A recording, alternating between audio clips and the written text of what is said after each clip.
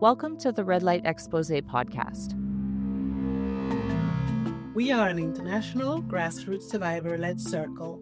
Our goal is to counter the growing acceptance of sex work ideology. We aim to raise awareness of the harms of commercializing sex, meaning prostitution, porn, stripping, and BDSM. Through honest, in-depth conversations, we elevate voices often ignored and silenced. Together, we're challenging stereotypes and dismantling myths. We envision a healthier, safer society, especially for women and girls. We appreciate your company on this journey.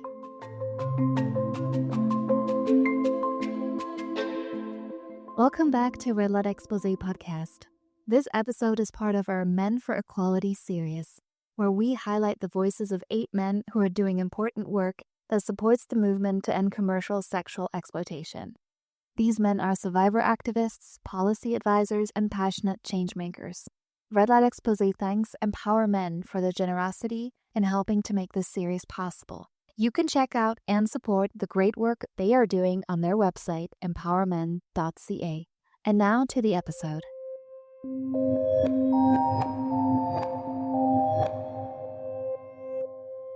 welcome back to the Red Light Expose podcast, where we tackle all aspects of commercial sexual exploitation. This is our Men for Equality series, and here I have Björn from Male Allies Challenging Sexism. It's a UK-based group of anti-sexist and pro-feminist men that aim to build a men's movement to stand alongside the established radical feminist movement. The goal here is to end the oppression of women and girls and increase men's awareness and activism around feminist issues. And they do this by organising discussions, consciousness-raising groups, attending vigils and protests, and running an annual conference and running campaigns. Their current campaign focuses on abusive men in the music industry and men's sexual exploitation of women. Welcome, Björn. Thank you so much for being here. Thank you very much for having me. Thank you. So, for all of our listeners who don't know about Male Allies Challenging Sexism, can you tell us how this came about for you? So I met Chris Green, who originally founded the White Ribbon campaign in the UK about 20 years ago at some feminist events in London in the late noughties. And after I moved to Yorkshire, where I live now, where Chris was basically my neighbour, we got together one day on a walk and we talked about how there wasn't really anything much happening in terms of men's involvement to end men's violence against women and girls and to combat sexual exploitation. And there were many areas where we felt men could and should be doing a lot more. So we jokingly said, like, oh, we could do something. And then we did. That's fantastic. And so you started in 2021, is that right? So that was quite a while ago now in internet years. Yeah, that was our first conference, was online in 2021. I think it was towards the start of 2021 we had that conversation.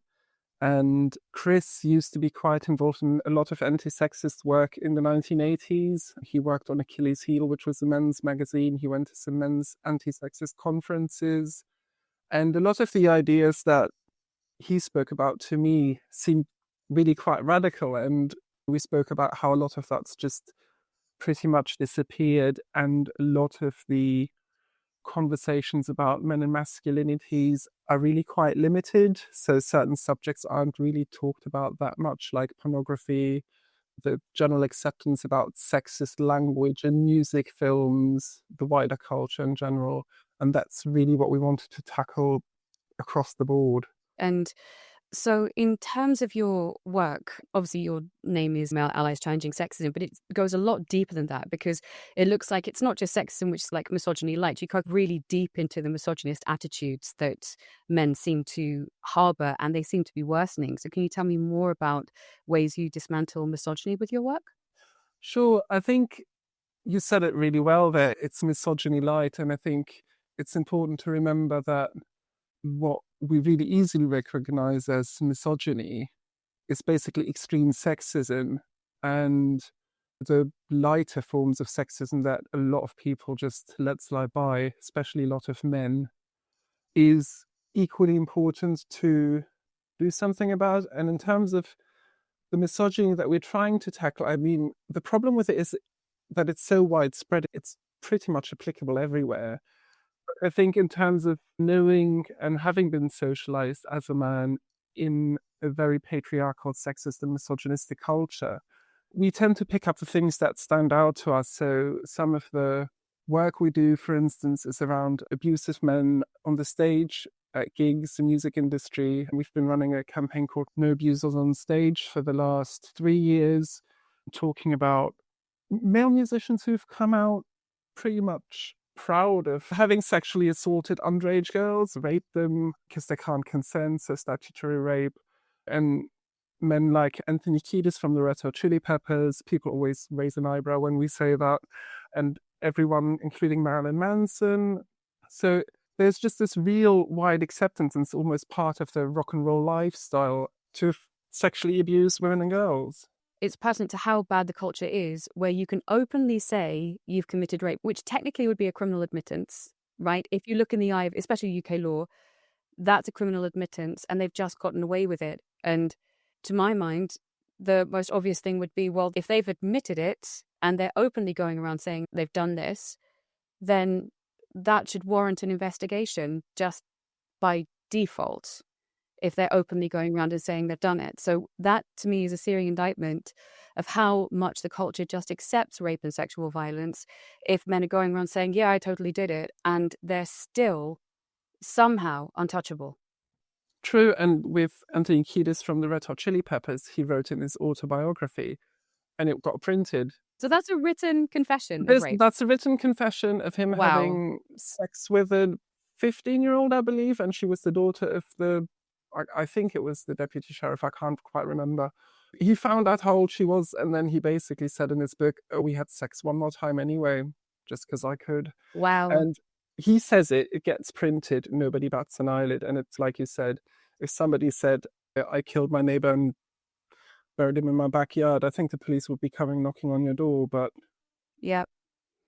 And I think this is one of the things that really gets to me as someone like, I love rock and roll and metal, and I've always found a lot of solace in that, just because if you're having a really bad day, if you go and have a really awesome headbang at a concert, you have a great time. But one of the real frictions is how misogynist the culture really is. And you're totally right in the fact that if you heard a guy saying, oh yeah, I killed my neighbor and he's in my backyard, of course the police would be going, excuse me, sir, I would like a word. But for some reason, when people get to a certain status in our society, men especially, then it's just free reign to do anything you want. There seems to be this assumption of, oh, there must be a reason they're up there other than corruption and greed. And somehow talent makes up in the cultural mind's eye for all of the grievances and all of the nasty stuff they've done. And looking at it from someone I've been working for women's rights for about 13 years. I'm not as much of a veteran as someone who's been doing it for 30 or 40 years, but still, I feel a little deep in the fight. It's mind-boggling that we've accepted this as, oh, it's just part of the culture. And it's a macabre cultural relativism. It's the same thing as if you have child marriage or FGM, they're like, oh, it's their culture. If that's the case, then no, fuck that aspect of the culture. That's empirical harm. And it's the same with metal. It's the same with rock. It's the same with anything high up in a music industry where it shouldn't be something that's accepted as part of the culture. But I also think as the men are powerful, a lot of people turn a blind eye. And if anything does happen, the retribution is always really sparing.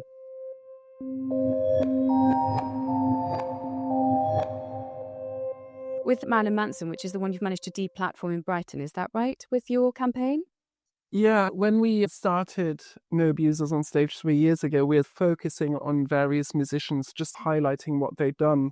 And then this year we've collaborated with an activist group called No Stage for Abusers, and we've really honed in on Marilyn Manson. And because of what we'd been starting to talk about on social media, one of the local MPs in Brighton wrote an open letter that also got co-signed by a number of organizations. And the gig was cancelled.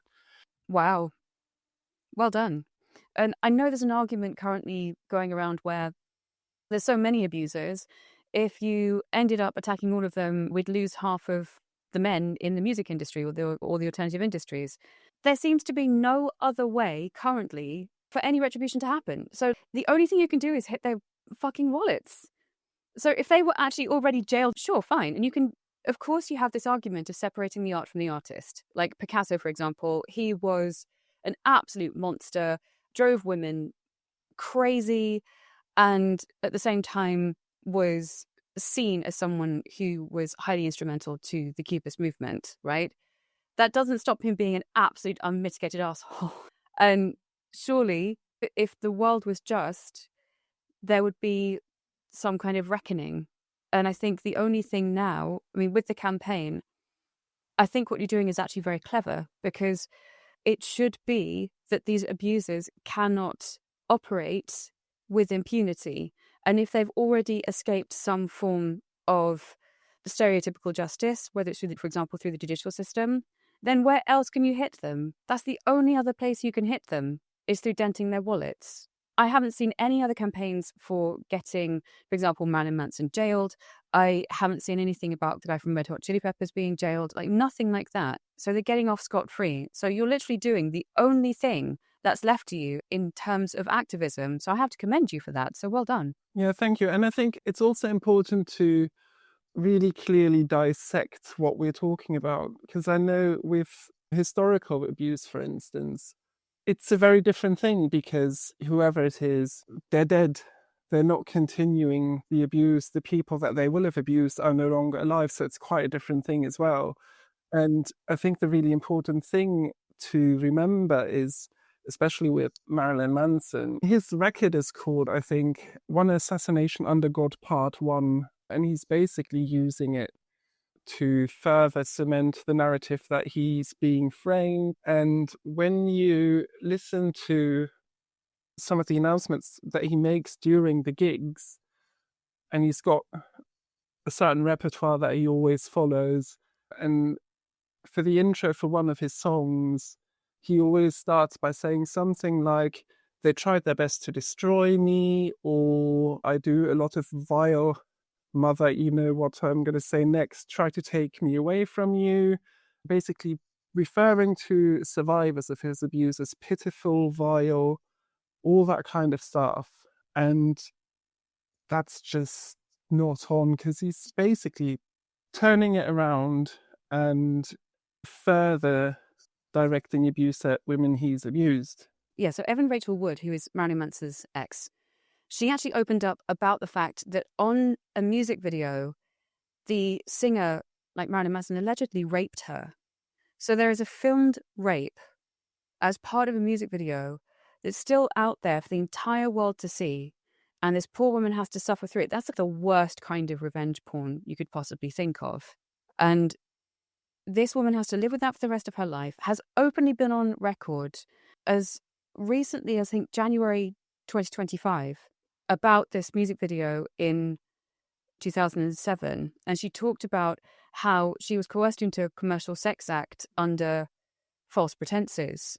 So this guy raped her, and this is still out there, and there's been no trial, no conviction.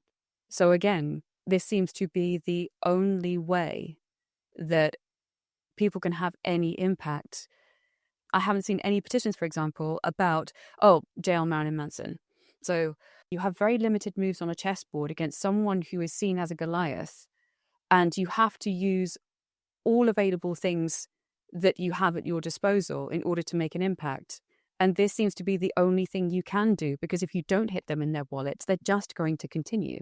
Exactly. And I think also, coming back to a point that you made previously, a lot of the time, if they do get any sort of legal consequence to what they've done, then that's usually also pretty poor. In 2019, there's video footage of Brian Warner, as he's called in real life, Marilyn Manson, blowing his nose on a female videographer during a concert twice, laughing and pointing at her.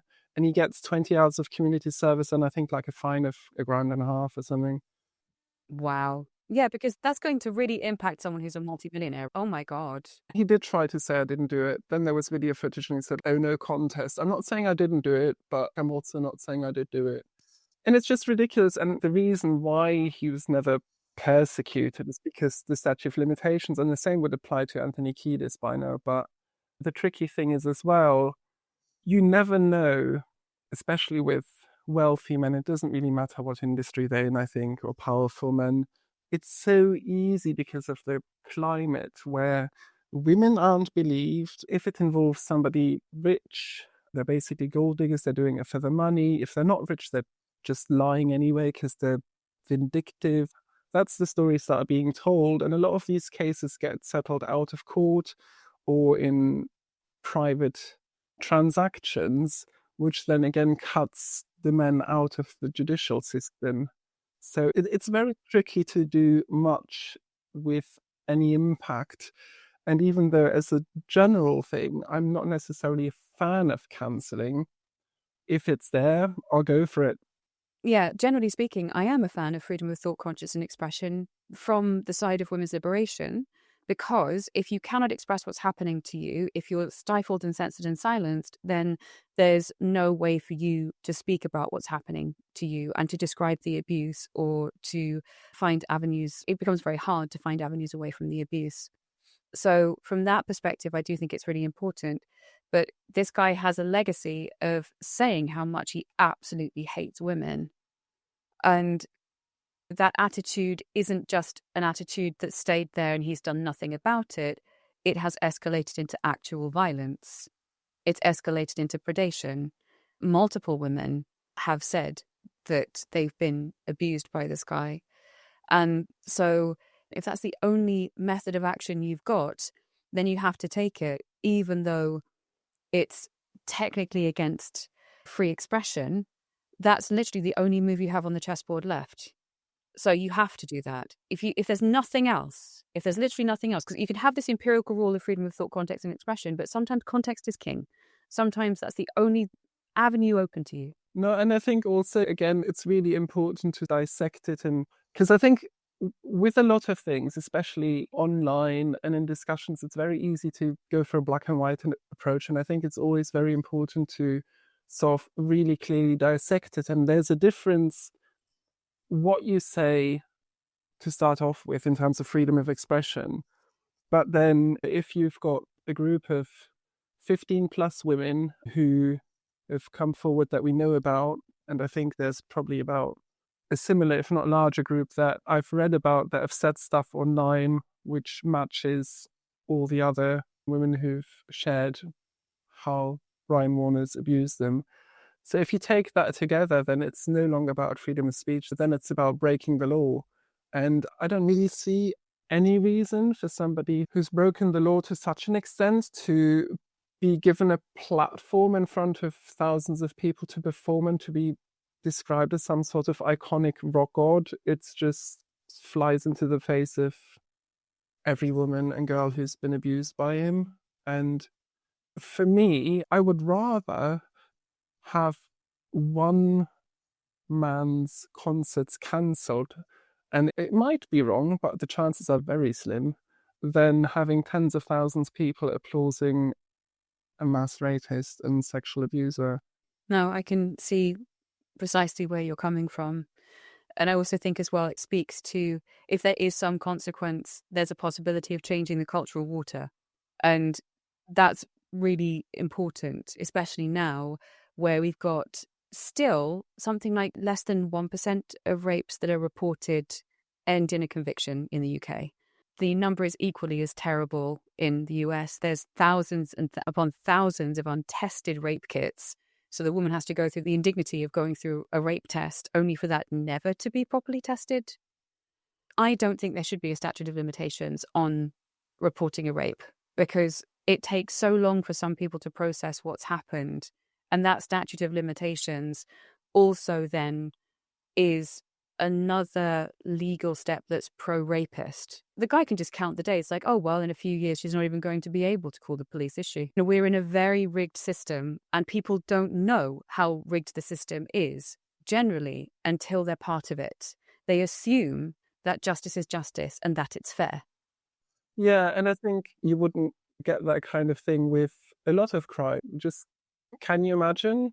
Oh yeah, he almost killed this person 25 years ago, but it's so long ago, let's not do anything Yeah, about exactly. it. I say it often on this podcast, but it does beg a belief to me that the more you go into this rabbit hole of what's wrong with the world and how it's geared against women and girls, the more you're just standing there in shock, going, how on earth can this be? But then that strikes a fire in me to carry on. Because if you don't, you just collapse and just want to cry. You can't do that. There's a war on people. And I think also, like, all of these things are, in some ways, easy to believe, isn't it? I think if you don't look into it, you hear it so often over and over again. It's more pleasant to believe that A, the justice system works, and B, oh, it's just lies, this person's really a good guy.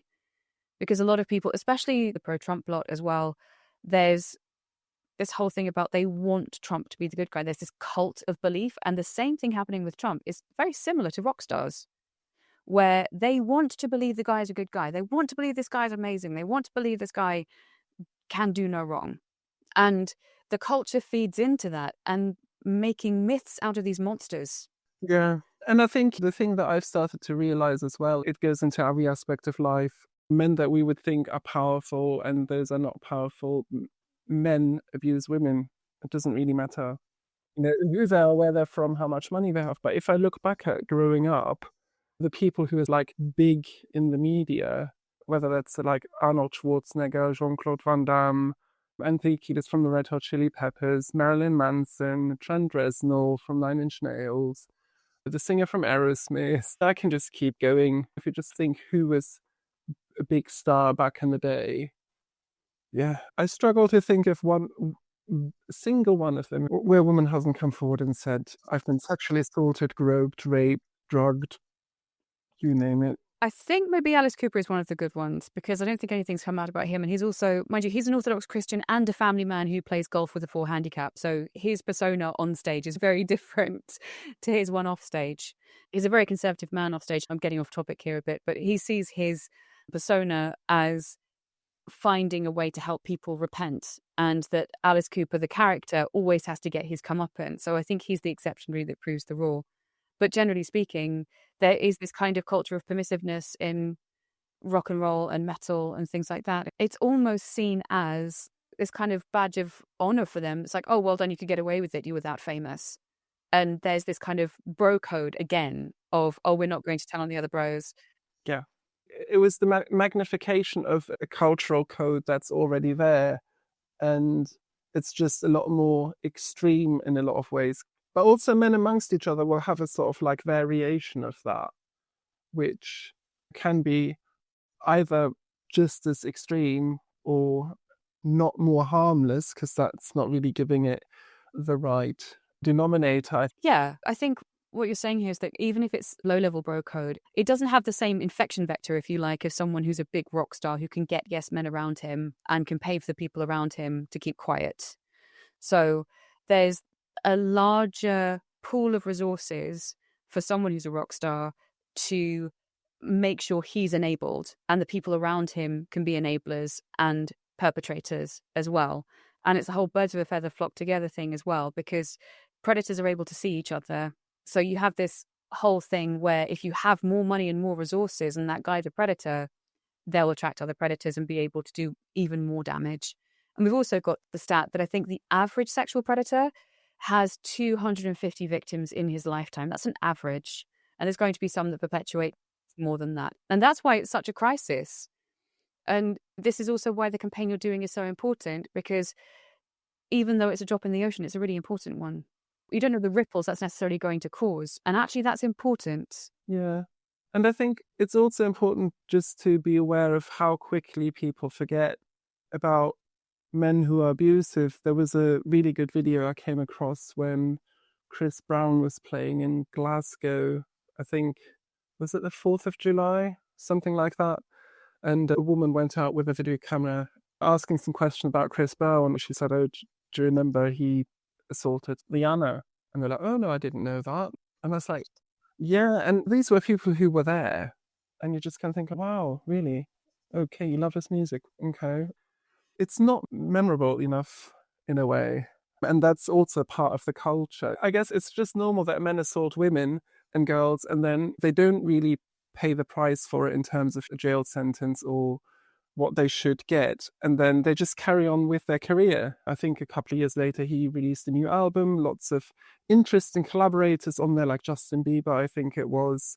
Records carry on selling, and that's then what people remember. Yeah, and it's majorly unfair. it makes me really upset because I imagine how many women out there are talented and could have careers of their own if it wasn't for these abusive guys. How many potential female rock stars have we lost to abusive men, or female pop stars, rap stars to abusive men?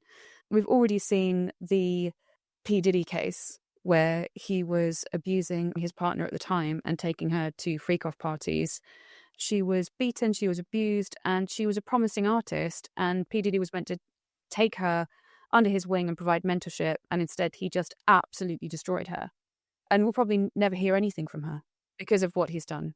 And why is it that female lives and female talent and female potential is seen as so much less than men? Well, one of the reasons is the sexist attitudes in the society, because we don't seem to adequately challenge it still.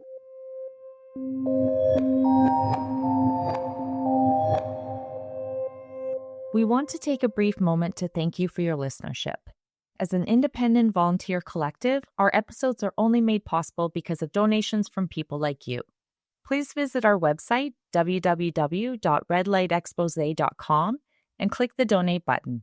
Your support is greatly appreciated. And now, back to the episode.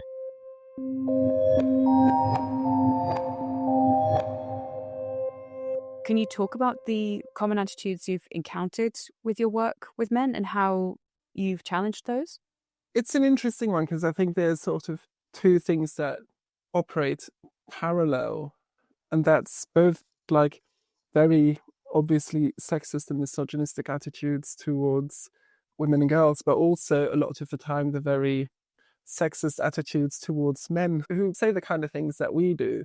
For instance, the No Abusers on Stage campaign, it'll be all the stuff about it's lying, they're just in it for the money. So there's a lot of that when it comes to, for instance, opposing sexual exploitation of women through pornography, prostitution. A lot of men will obviously come with what some people might call the liberal feminist argument, but what I would probably call the patriarchal feminist argument, because that's the kind of feminism that patriarchy allows, is the sort of, oh, but that's her choice, she can do with her body what she wants. Because to me, that's patriarchal feminism. That's got nothing to do with liberalism. Yeah, it's got nothing to do with classical liberal values, in my opinion. But also, it's a kind of feminism that works with patriarchy, because it basically just gets men more of what they want. And it is just patriarchy in action. So you get a lot of, I would probably say, a lot of excuses being made. And I think in that sense, what we try and work towards is making men aware of their responsibility and accountability, and also getting them to think about their empathy. I think particularly this year, driven by OnlyFans, there was quite a number of events, in inverted commas, where gangs of men queued up, travelled across the country, apparently also travelled from one country to the other, basically to mass penetrate random women for about 30 seconds to a minute. And the interesting thing is that in the conversations, everything that you see is about the women. That's one of the other things that we started doing this year. We started a campaign which we titled Refuse the Bait. So inviting men to not be pulled into, these are events, bring your family along. I think I saw on one of the posts, and I was just thinking, hold on, this is not a picnic. Sorry, what? Bring your family along? It was something strange like that. Yeah, What? I can't remember which post it was, but it was basically marketing it as a family event. And I was just thinking, hold on, this is really not what's happening here. Wow. And the interesting thing is as well, if you look at the videos, and the men are invited to cover their faces, wear balaclavas, they're filming their shoes. And I think the men that you do see probably usually also have OnlyFans accounts. So I think the worrying thing with that for me is that we're now moving away from the fact of men more indirectly sexually exploiting women and girls to them actually going out of their houses and doing it anonymously. So there's not really any repercussions, but there's real harm that they're actively perpetrating onto those women's bodies. And they know, come on, if you're that proud of it, you wouldn't be wearing a mask. Yeah, there was one, I think it was Lily Phillips and another woman who did something called a backdoor challenge. I know, horrible marketing, but the woman needed surgery afterwards. So the men have essentially Whether she said she was consenting or not, they have done something that has caused empirical harm to this woman to the point where she needed a part of her body repaired, and they're proud of it. No, you're right. It's horrible, but I think, again, it's sometimes useful to think about it in another context. If somebody gave me a knife and said, like, do you mind, like, you can cut me, I'm happy with that. Yeah, not really going to happen. Yeah, I hate to tell you, that goes on in the BDSM scene. So knives and needles go on in the BDSM scene, and BDSM is now a global institution, and that's something we need to tackle. And there's a forced teaming with BDSM where anyone who is a little bit slightly odd or novelty driven is teamed up with people who commit acts of highly sadistic sexual harm. This is an entire deep dive of its own accord, but that forced teaming is akin to how people are saying the LGB was forced teamed with the TQ.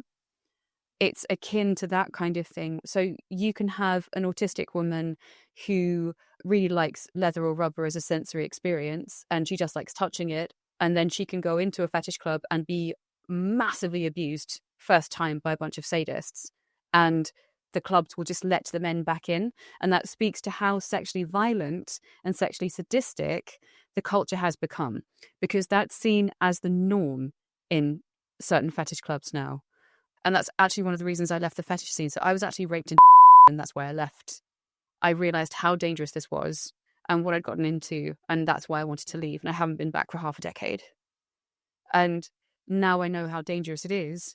I know as well, in the pornography industry, they are, especially with OnlyFans, there is a game of one-upmanship where you have to do more and more extreme acts, push the novelty value more and more in order to keep getting people paying for the content, men predominantly paying for the content.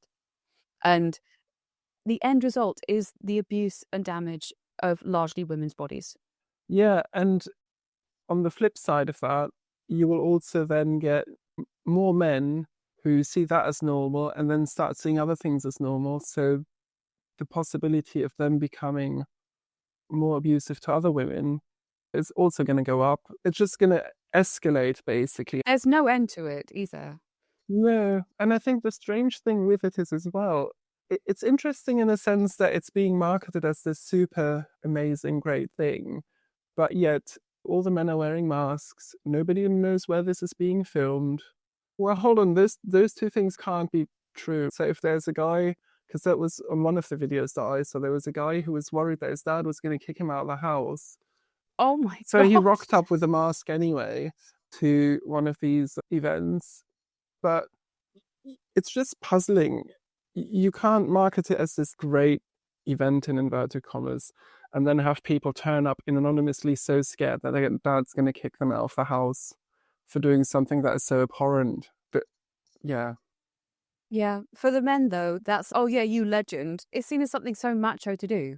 Yeah, but they will tell their friend, oh, I did that. You know, they wouldn't want their face on, I don't know, Instagram or Facebook that they were there.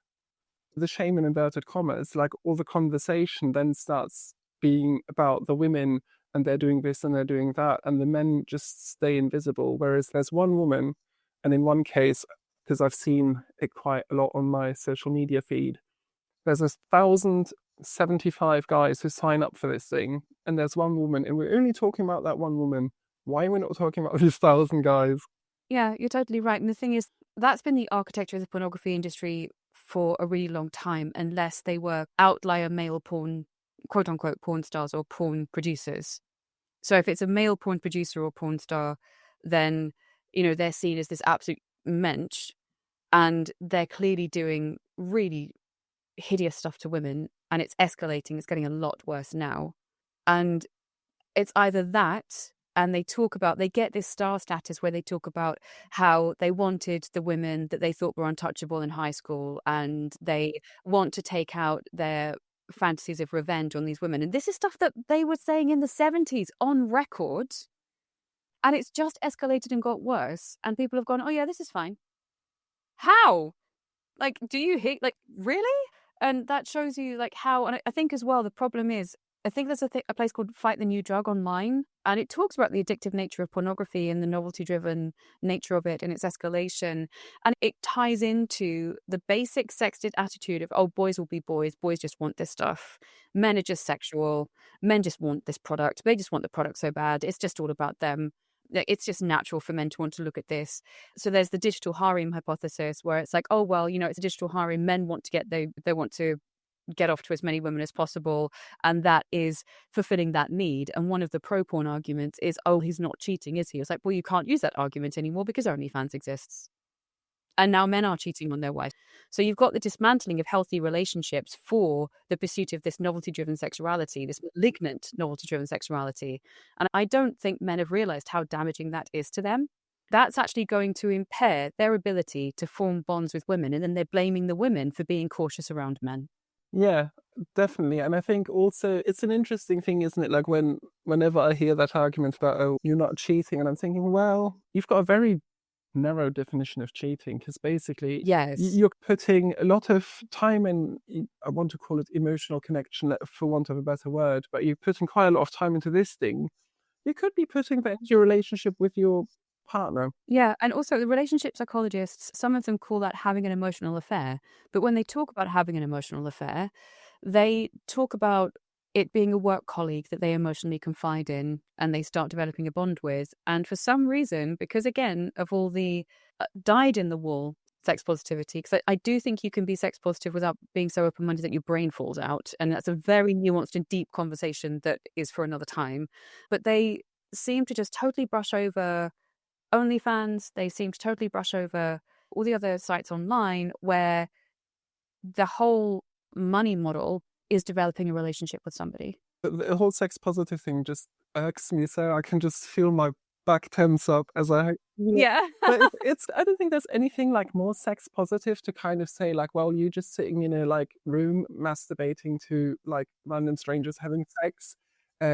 Yeah, it's not really that porn positive. I think you might need to work on your intimate relationships a little bit. Do you know what I mean? And I'm not saying that as somebody who's like never watched porn. And I think that's the one thing that I always try and say as well. A lot of the things that I say, oh, this is not okay, I'm saying because I was there. I started watching porn when I was 15. Was I 16 maybe? I don't know.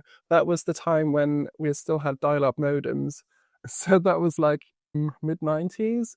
And, I was there, and there's stuff that I've seen, stuff that I've engaged in when I was online, 16, without any guidance. I didn't really know what I was doing. I wasn't particularly happy.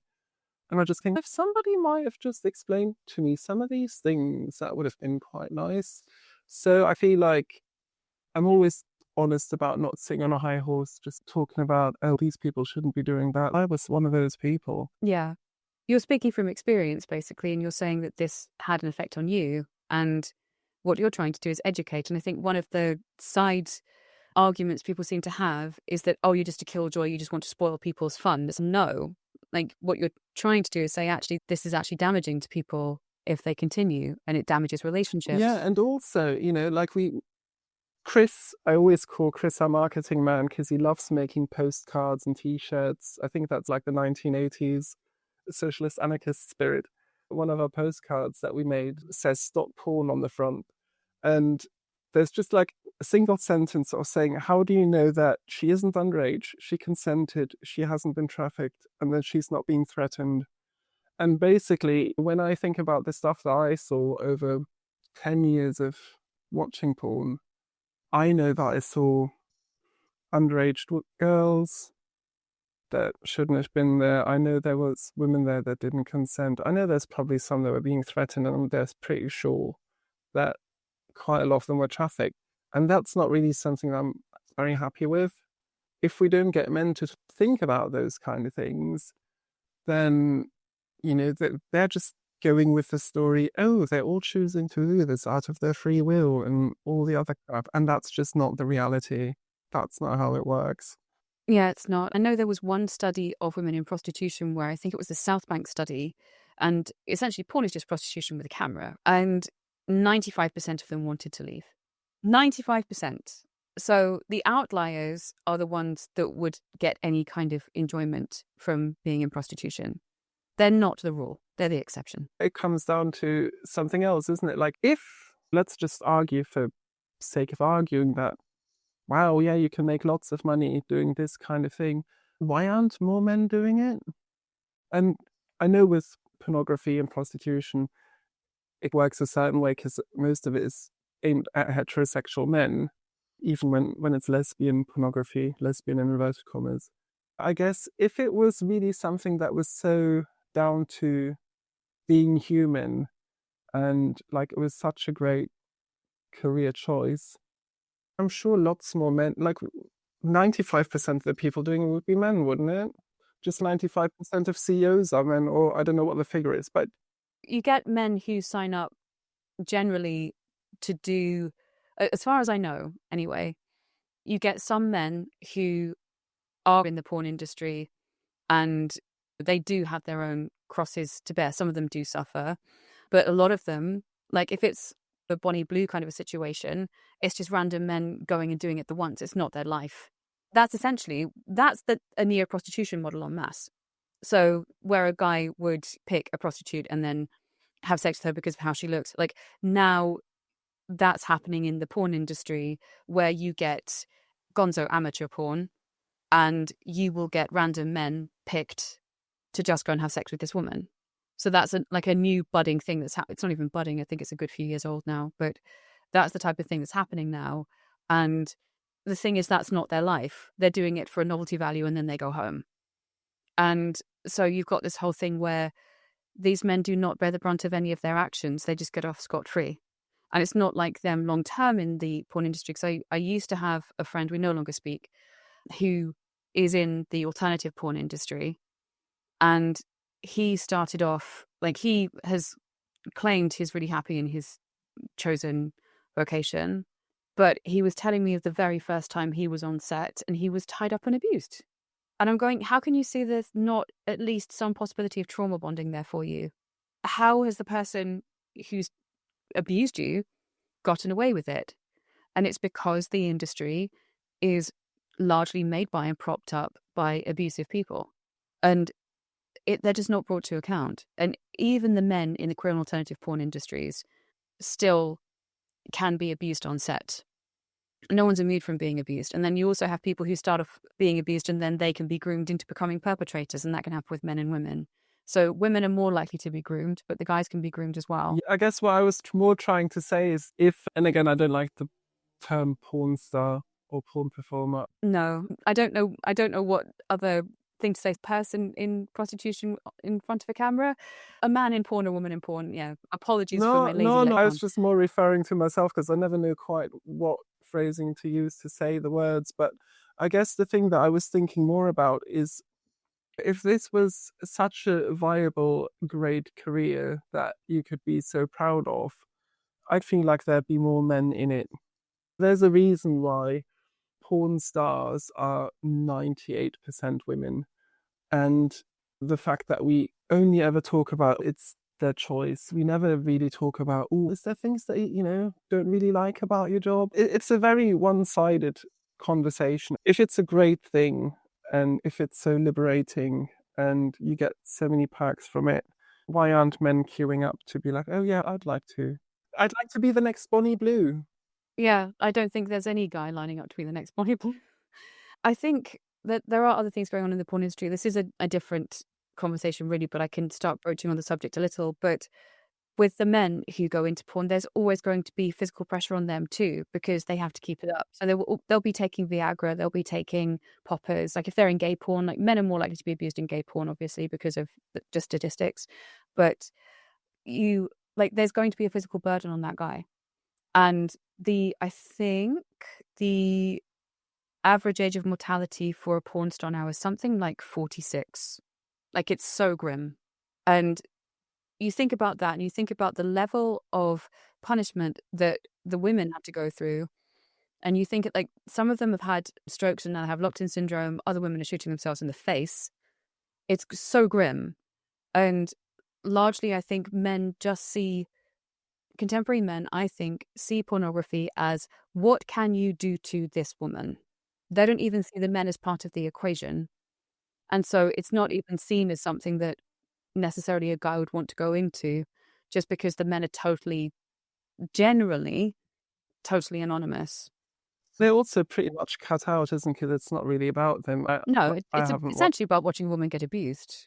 Contemporary. Well, but it's also, what do they call those video games? You know, that first-person shooter. Like, porn is basically like that. The really old ones, like Doom and stuff like that, like the vintage ones. But pornography is all usually, from what I remember, like, I haven't seen any in 15 years, apart from when you stumble across it on social media. But it's always filmed in a way where the man is as little visible as possible, isn't it? So there's like, the men are consciously cut out of quite a lot of it.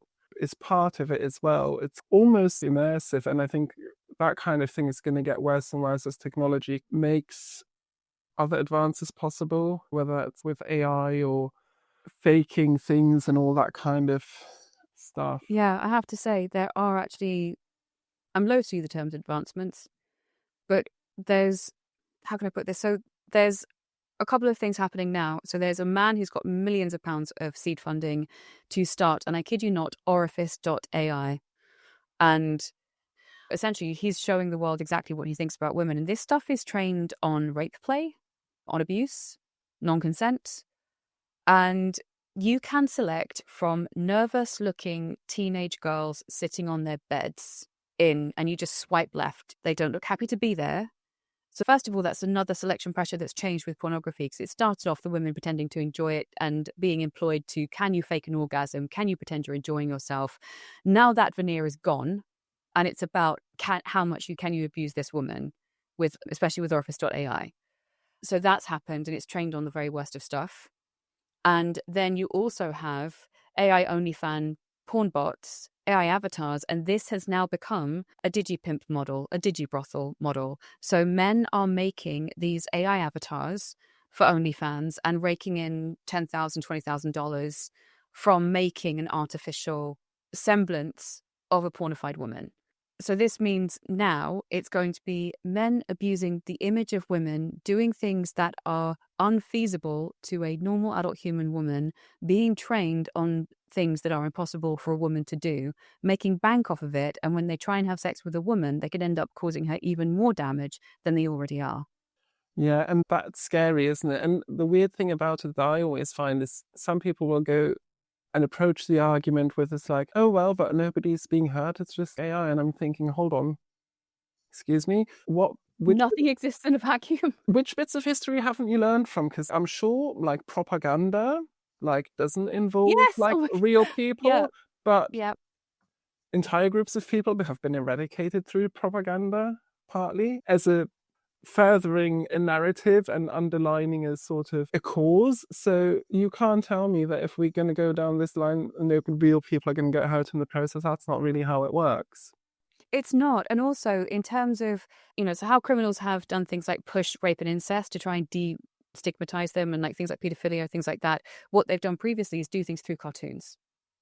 And AI is a way of, if it's just static pictures, it's a way of generating thousands upon thousands of propagandized, pornified cartoons. Now, whether those are hyper-realistic or they're stylized or they're in like a hentai manga anime type style, it doesn't matter. The point is, this is now a tool to create that en masse.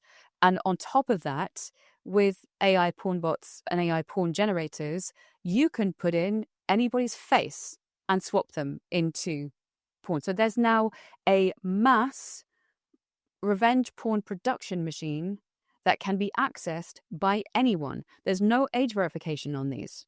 So this is a seismic shift in patriarchal oppression, because now any woman at any time is up for digital grabs. And it's not going to matter to that woman if she's not been raped or not been on a porn shoot, because that's going to be disseminated to her friends, her co-workers, her family. Like, it's another way of hurting, abusing, and ruining women because the misogynist dude bros who usually make this stuff, because these guys are more misogynist than the pornographers of the 70s, way more misogynist, because they've been brought up online, trained online, been in either incel forums or tech bro forums or Silicon Valley forums and think tanks, meet groups, and they have terrible attitudes towards women. They are not going to care. And it's a fight we're really, we are going to have such a fight on our hands now. And I think it's important to remember that bit that you said, is they've been brought up on the stuff of the previous generation. And I think for a too large a chunk of men, they're sort of incel 3.0. They are. And I know the word incel hasn't been around super long. I think I definitely recognize that from when I was a teenager. It wasn't called an incel. It wasn't quite the same, but it's basically the same. If you strip it all back. Yeah. Incels were around in 1996, 1995. And I can definitely see how that then gives rise to the next generation and the next generation. And here's where we are. But I think part of the problem is also that we've fool ourselves that this is a new thing. And that's the thing that worries me quite a lot. I think in terms of pornography in particular, I always get quite annoyed when I hear people talking about the first generation to have been brought up by online pornography, and I'm thinking, hold on, I had access to that stuff in 1996. I'm pretty sure we're on generation 3 or 4, and we still haven't worked out or done anything about it. And some of the stuff that you mentioned in terms of was hentai and the cartoons and stuff. I remember scrolling through X one time and I got this advert and I just looked at it and I was like, excuse me? Yeah, there's basically hentai porn waifu games that you can just download anywhere now. And I was just like, how all of a sudden have I just got incest porn comics as an ad on my timeline? And this is the thing, both you and I are the type of people who are not going to go looking for this stuff, right? We're in the fight to try and make things better for women and girls. And this is if it's being pushed to us. So what's happening with the people actively engaging with it? How many more adverts are they seeing? That really worries me. I will probably see some of that stuff because of some of the keywords that I sometimes type in. I'm aware of that. It's not entirely meaningless. And when I created my account, I probably will have said that I'm a man in my 40s. I probably fit the target group. But also, it then makes you think, oh, actually, who are the other people who type in keywords around sex and feeling insecure and all that kind of stuff, and they might want to find out how it all works? That'll be teenagers, and then they get stuff like that in their ads as well, because that's how algorithms work. You look at this, you think this is harmless. Okay, well, how do you think you might be behaving towards women once you've spent 5 years watching that kind of stuff 3 nights a week?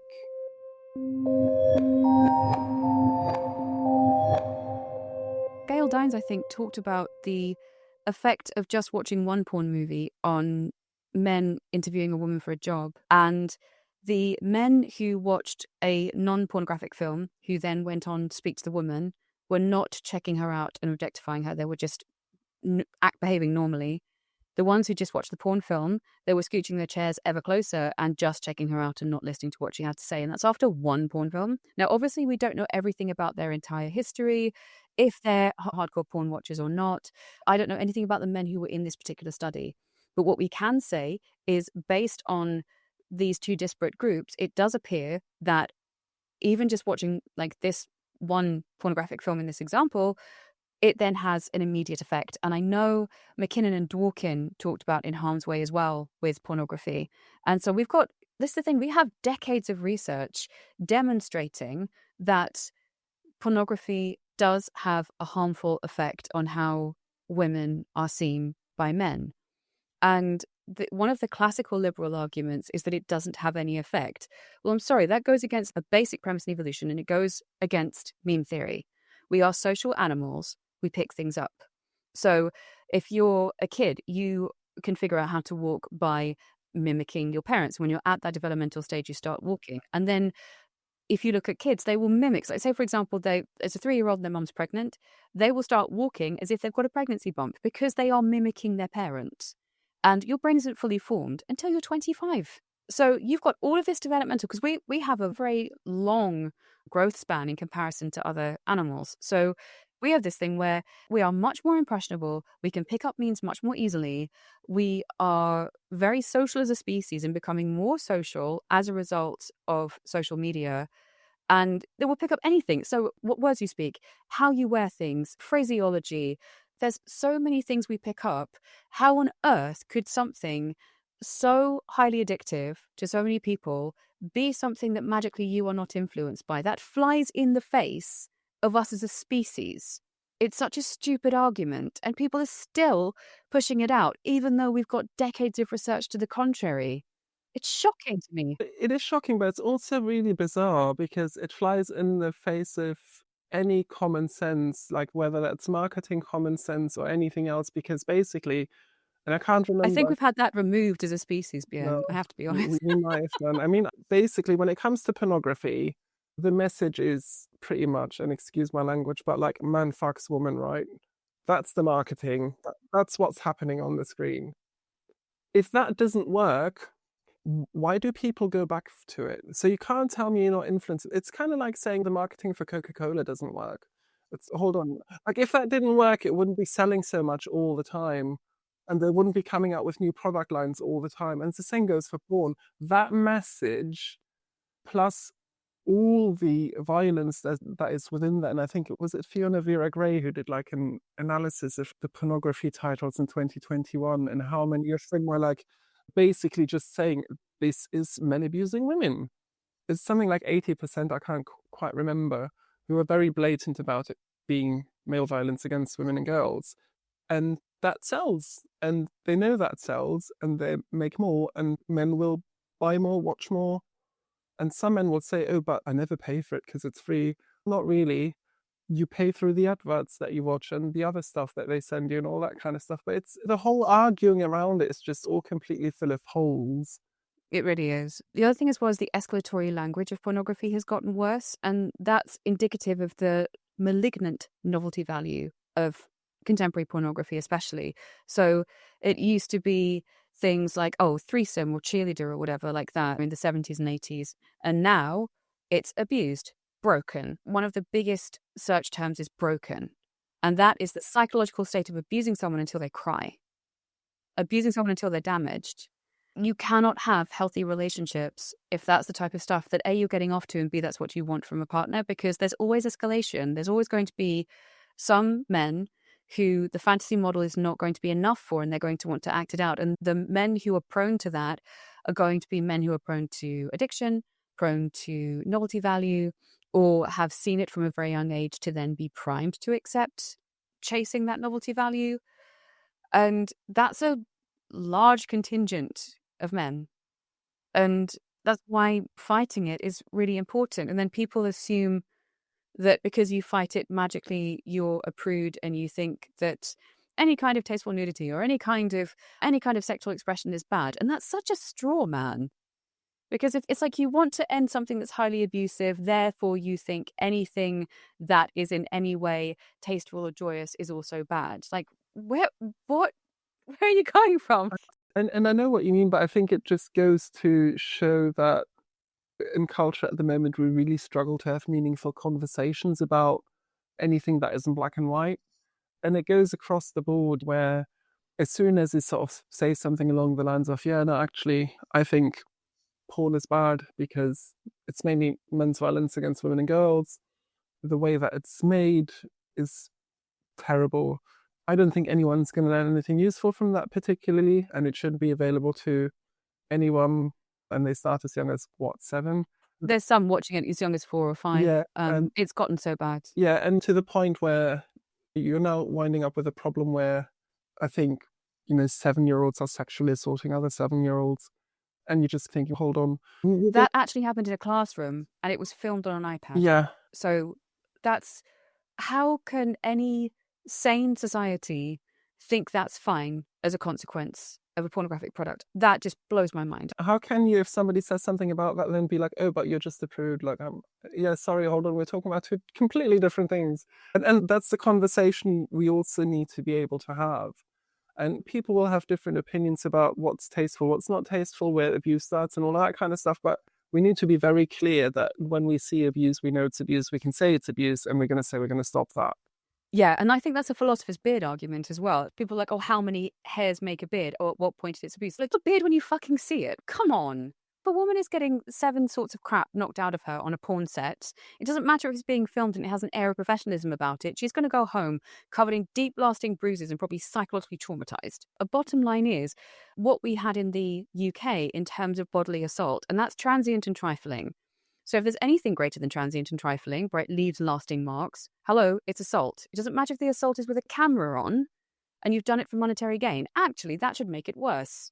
The law should be implemented when it comes to pornography, because anything outside of the context of pornography, it would be assault, grievous bodily harm, actual bodily harm, attempted murder, because there's drowning in these porn shoots now. And that was like on the BDSM scene, people would watch stuff where there was a possibility of a woman being drowned. They thought, oh, that's fine. That's attempted murder. For God's sake, put your rational brain on if you have one. And I think it's also, you can't really consent to that kind of stuff, because that's the other argument they'll roll out. And I'm like, hold on. So you're doing this thing and I might actually die? Oh yeah, that sounds good. I'll go for that. Yeah, and then people make the argument of like, oh, well, people do bungee jumping. Yeah, but you're not being like gangbanged by 20 guys on the rope, are you? And also, like, once you've said yes, you can't say no. There was a clip in the Linnea Phillips documentary that came out, probably was in January, but there was a bit in an interview or in a review that I read that at certain points she asked some of the men to stop penetrating her and they didn't. And I'm just thinking, okay. But also, if you look at it from that point of view, so if she can get STDs, like health and safety's gone out the window, like how is anyone involved in the production on that day even still doing anything? Like how can they even still operate if they're basically accepting the fact that she might end up with STDs, because that's not health and safety regulated? Surely there's like laws around that kind of stuff. The counter argument to that would be, oh, well, there's kids in micromines or they're making computer chips subject to toxic fumes. And as a result, how can you say one evil is less than this one? It's like, well, because one evil exists doesn't mean another evil should exist. That's double the evil. What should be happening is that A, no child labour, B, they should have health and safety regulations, right? There seems to be a really common acceptance of the norm, or it's a, this exists, therefore that existing isn't so bad. It's nudge culture, basically. It's got a psychological nudge of the bad thing exists, therefore this other bad thing can exist as well. So you're nudging the culture, which I think is what pornography really did as well. It nudged the culture to be more sadistic and abusive towards women. And I think that's the same kind of nudge culture where people, they look at all of the evils of the world and go, oh God, we need to do something about it. But for some reason, if people are sexually motivated to do something, therefore magically it makes everything fine and there's no harm at all because there's an orgasm at the end. And I think in a way, like some of the things that they've started doing, particularly this year, with giving it names like sex challenges, they're also veering into this area of, oh, this is just like an extreme sport. I'm like, oh yes, I don't know, like an ultra marathon runner. And it's actually really confusing how easily they're getting away with that. Yeah. And one of the things with Max is always, we're trying to get men together to do stuff. So it's not just about like us doing our thing. We also try and find men who think similarly on something in specific or in general. So like with the Manson gigs later this year, we're collaborating with an activist group, but we're also working on a website with Daniel Principe from Australia, who's an educator and speaker, and he goes into lots of schools. But we want to put a website up where men talk about stopping watching pornography, highlighting what impact it has on their life and their relationships, because stuff like that just isn't out there. And I think if it's such a big problem and it's got such wide-ranging impacts that going at it from just one angle is going to be very tricky. So I think it's also about highlighting the abuse that happens is one angle, highlighting the real life impact that it has on the men and their relationships with women is one angle, highlighting the impact that it has on the women who've been in those industries. And we always see the women who say it's great, but then we're not hearing from the 95% who's telling a very different story. All those kind of angles. I feel like there's a happy hooker smokescreen that is still touted out. With the prostitution industry, there was the happy hooker smokescreen with, and the sex worker alliances and things like that, which are actually pimp operated and part of the pimp lobby. It's the same thing with the pornography industry, but the women are self-grooming. sometimes, where they start off going, oh yeah, I'm having a really great time. They're made to do more and more hideous things, and they leave the industry broken. And then people just remember them being fresh going into it, going, oh, I'm having such a great time. And then the women who were traumatized, a lot of the time, PTSD makes you want to lay low. It's a stress response, right? It's called post-traumatic stress for a reason. You've experienced trauma, your cortisol is raised, your hippocampus is not working anymore, you have problems with your memory, and these women are going to go, I'm broken, I need a rest. Of the few people who can speak out, it's really important to listen to their voices. And it's also very important, like you said, to highlight the damage, because so far, all people are seeing are the smoke screens, because society is pro-porn, because it's addictive. It's like being pro-drug. And there's so much money in it. Come on. And a lot of people are profiting from it. And if that went, was it Gail Dines sort of said it was like 87 billion, and that was like 15 years ago? Don't you dread to think how much it is nowadays? It's in the trillions now, I think. And like, if that goes, I'm sure there's people thinking, ooh, if that goes, like, what will happen to the economy? Because that's how big it is. I'll counter-argue that with the loss of economic potential of sexual violence committed against women in the US alone is about 1 trillion across those women's lifetimes. So actually those women will be back in the workforce, creating their own businesses, rather than being too traumatized to work. And that's just in the US. And that's the kind of great statistic that people need to know, because I think there's agents at work that kind of see, and it is a money-making exercise at the end of the day. No, it's a business. They're not doing it to be good people. No, they're not. And you do get some people who start off very novelty-driven. They want to try it just because it seems like something fun. And those people would be called sex tourists or dabblers. So they start off, they do a bit, go, I'm bored now, and then just move on. And then you have people who are really deep into the industry. And the ones who are deep in it, especially the guys who were running the show, are usually dodgy characters. Like one of the founders of OnlyFans, he made his fortune to start off with, in part, selling passwords to child sexual abuse material sites. That was covered in Forbes. The guy should be arrested. That kind of echoes the whole Marilyn Manson thing, right? Where they're just too big to fail. But one of the problems we've also got with the whole economic argument is people go, oh, what will we do with the amount of money? So I've given you that one statistic. But what's actually driving our desperate need for money is wealth transfer, which is, after COVID, there was a huge transfer of assets from the poor to the rich.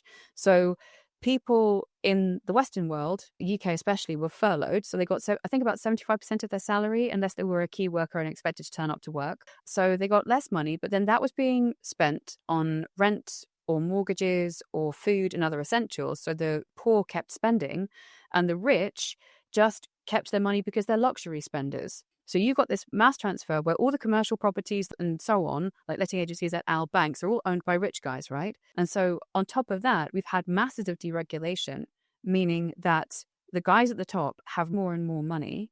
We've not had wages keep up with inflation. If we had a median wage in the UK which kept up with inflation, the base rate would be £42,000 a year. People would be a lot better off. And you wouldn't have the drive for money, which then lets in corruption, like with drugs and porn. It would be a much lesser pressure on people to be making ends meet. Because when do women go into prostitution? When do women go on OnlyFans? When they can't pay their bills. And so if we didn't have that wealth transfer, this is why I'm very into kind of tax wealth, not work. I want more than a 2% wealth tax. I want at least like a 10% wealth tax. Because if you had that in the system, we had public services and decent wages, the drive towards women entering prostitution, porn, stripping would be much less. And that corruption could be nipped in the bud. Yeah, so it's a really important point to make, isn't it? Like, when people are worse off, how do they try and make up for the deficit? And like you said, for women, pornography, prostitution, OnlyFans, that kind of stuff is an option that's there. And it's actively peddled now. Because it used to be, I think the 70s and 80s, they said, oh, I have to go on the game. Is that right? But it was seen as, oh, that's your last resort. Oh my God, you must be so desperate. And now that shifted to, oh, don't worry, it's a viable career. We'll support you. That's also faux liberalism, because they're not critically thinking about what the consequences are when you go, oh, sure, it's your free choice. You're not looking at the system which has engineered that choice. What essentially is happening is mass financial coercion. Women are getting to the point where they're not being paid very much, especially nurses, doctors. There's some nurses and doctors on OnlyFans to supplement their income because they don't have enough. We've now got a system which started really badly with austerity measures, where all of the bolts, the safeguards and bolts in society were taken off. And then there was more of an entry market into prostitution, porn, OnlyFans. And that also happened in universities. So I think it was the University of Bristol had a pro-sex work leaflet, which caused outrage. And how interesting that with the austerity measures, the very people, like the corrupt politicians who would be using these sites and clubs, managed to loosen the bolts on the very mechanisms that would financially prevent entry for young women. So they essentially found a way to financially engineer fresh meat for them. I don't think I'll ever forgive them. Yeah, and it's a really difficult position to be in. And I think if we're talking about choice, we got to look at, is this a free choice? Because is your choice, you can be a doctor, a lawyer, you can do this, that. Have you got 100 choices? Or is it for a lot of women actually, I'm struggling, I have got no money. This is a thing I don't need to go on a 3-year course for to learn it. I can just buy a webcam, open up an OnlyFans account, and I'm just good to go, pretty much. And that's, the threshold is low to get into it, and it can be done quite quickly. And there's, again, the interesting thing is as well, it's an appearance that you can make money off it, but even that is a lie. So it's like they're selling you the American dream in inverted commas at the same time where you can be washing dishes in some crappy little diner in, I don't know, Kentucky or something, and before you know it, you'll be in a film next to, I don't know, some Hollywood superstar. Hooray. Yeah, exactly. And I think, what is it, the average OnlyFans creator, it's like, what, 150, 200 pounds a month? It's like next to nothing. And that's and also the cost of supplementing your income. I think one of the side arguments as well is people assume we want to stigmatize the women, and that's not true. I would never want to stigmatize a woman who's had to, basically, she's terrified of not making ends meet, and she's gone into there. What a horrible choice to have to make. I'm not going to stigmatize a woman. I'm going to question the society and also question the men who are buying her. That's very much the angle that we always take. I'm not really interested about talking about the women. What choices are we as men making? What choice are you making if you see a post on social media saying there's going to be a woman like 200 miles south of you saying, I'm going to allow 500 men to penetrate me like for 12 hours? What, you're going to go down? Take part? Okay, why? What does that say about you? That's why I'm interested in. Why would you want to do that? Yeah. And I think for a lot of guys, there's this whole thing about, oh, it's just a laugh. They don't think of the consequences a lot of the time. Have you come across that in your work in terms of that attitude? Not really, because I think at the end of the day, if it was so much of a laugh, they wouldn't be wearing a face mask. You know what I mean? And I think that's what I meant in terms of the sexism that we get. And it is, again, it'll be 95% from men. There will be the odd woman. I'm not going to not say that, who, like, for instance, when the Marilyn Manson show got cancelled, you might get a comment like, oh, you don't speak for me. I'm a woman. I love Marilyn Manson. Fine. Good for you. But the funny thing about the comments from the men is they're always very heterosexual macho. They'll usually be along the lines of something like, oh, you're just a bunch of betas. Oh, I don't know why you're doing this. You're not going to get laid. Oh, you haven't got enough testosterone. And it'll be like that kind of sexism kind of stuff, which is really hilarious. Because the funny thing is, I have not seen the arguments changed in about, I don't know, as long as I've lived, because that's just what guys always say. Oh, you're not man enough. That's like a standard like thing that we get from other men. It's almost like hazing. They're trying to pull you back into line because otherwise you will be excluded from the brotherhood. Oh yeah, obviously they might on occasion also say, oh, you must be gay. That's the other thing, of course. And yeah, so basically just making like you're not man, or as much as, or as feminine as they can make you. So in that way, that's kind of like the sexist comments that we get from them that are directed at us. And then obviously when it's directed at the women, it'll be the kind of stuff like, oh, but they choose to do it. Or when women come forward and say, this guy's assaulted me, it'll be like, oh, but they're lying, and all that kind of stuff. So they just basically come up with all the tropes. Yeah. It strikes me that you need your own brotherhood, like the brotherhood of good men. Yeah. That would be quite nice. And I think that's what we're... You can have that. You can just put it on your merch and everything's fine. I think that's what we're sort of working towards, because I think as much as I like an online space, and that's the part of the reason for me to do the conference, it's because men don't really get together and talk about these kind of things.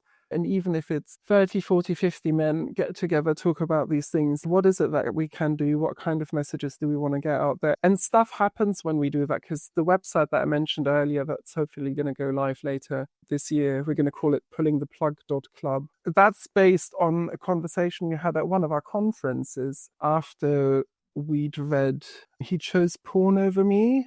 I don't know if you've come across that book. Yeah, I have. There's some harrowing stuff in there. Yeah. So basically, that was a collection of individual women's stories relating how men who've been watching pornography had, been abused by them, and how the role that pornography had. And through that conversation, we thought, we want to get stories out there from the men who, this is the impact that's had on my relationship. This is how it's changed me and what I expected from my partner, how I was with my partner. And I didn't want to turn into that guy, so I stopped.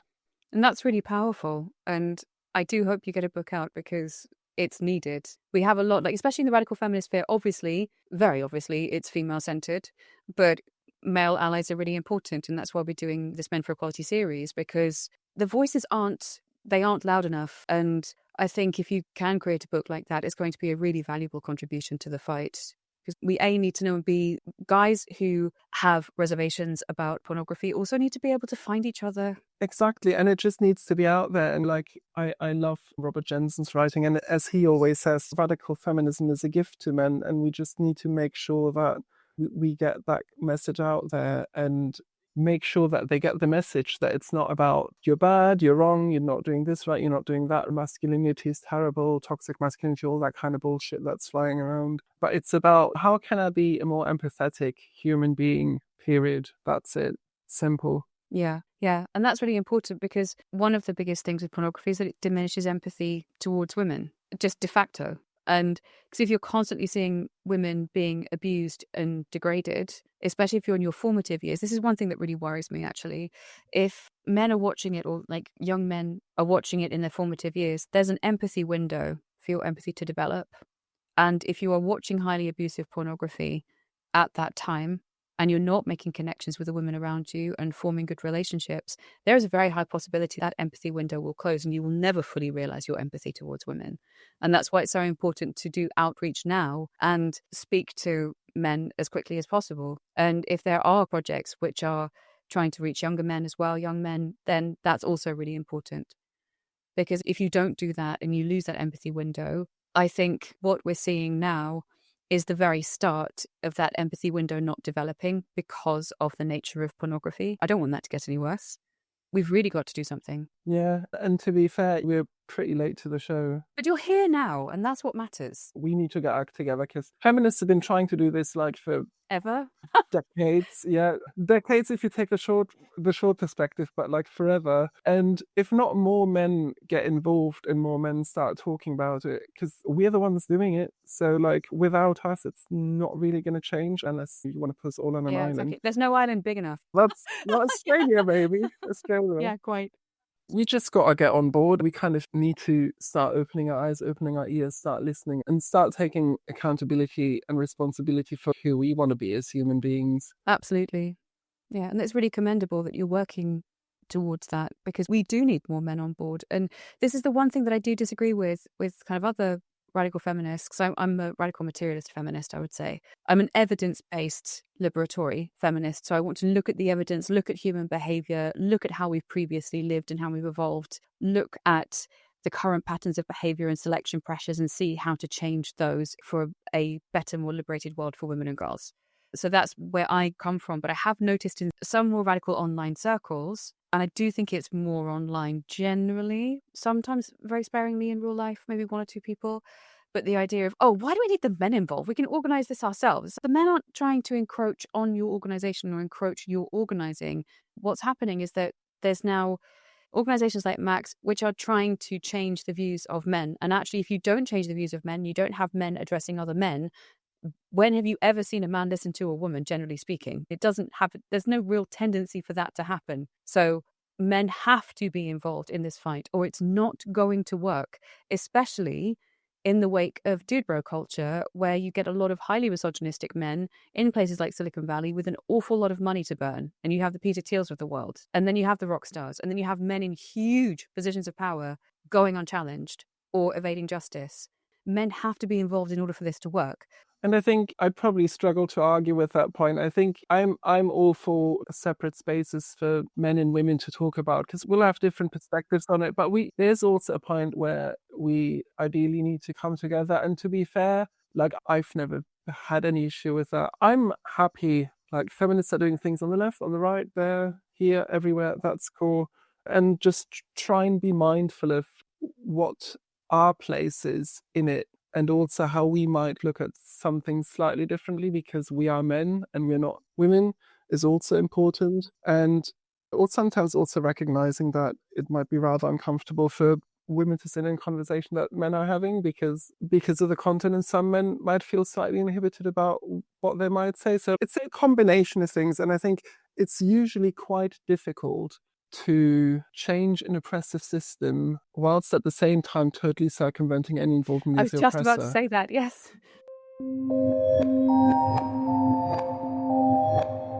If women are having lots of conversations and men are having lots of conversations, I get the separatism. I know it's essential for men and women to have their own spaces.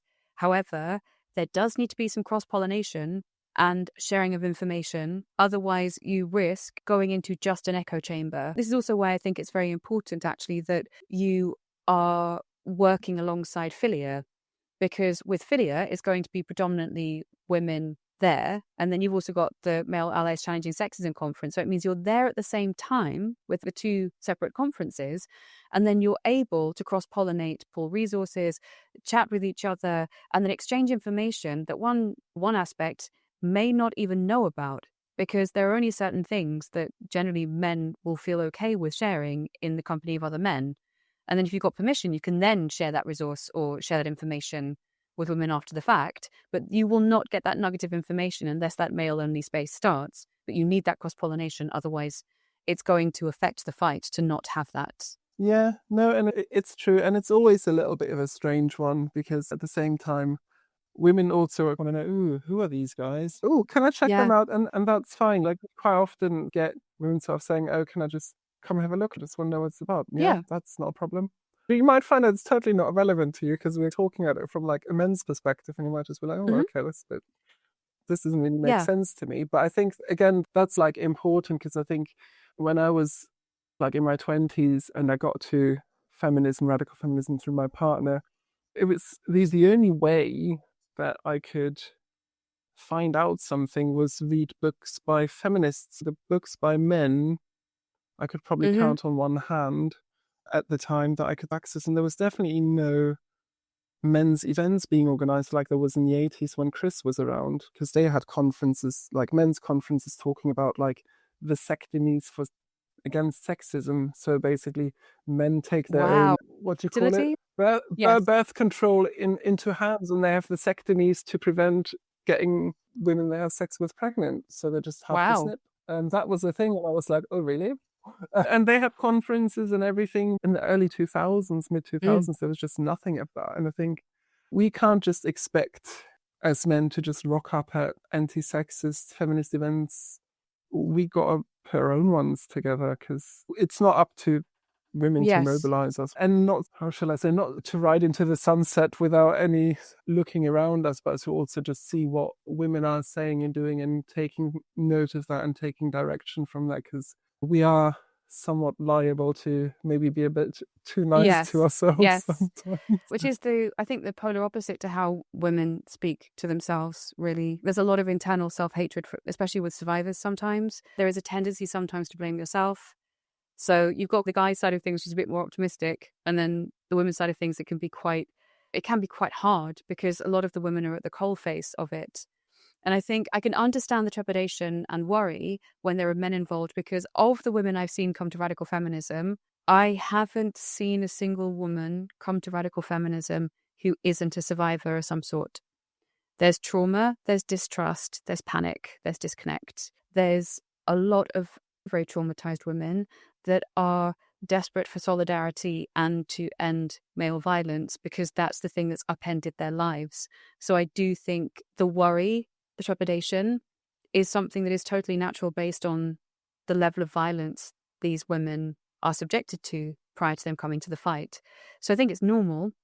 And I also wouldn't tell a woman to override her instincts, because obviously those instincts are the things that she has to hone to try and keep herself safe.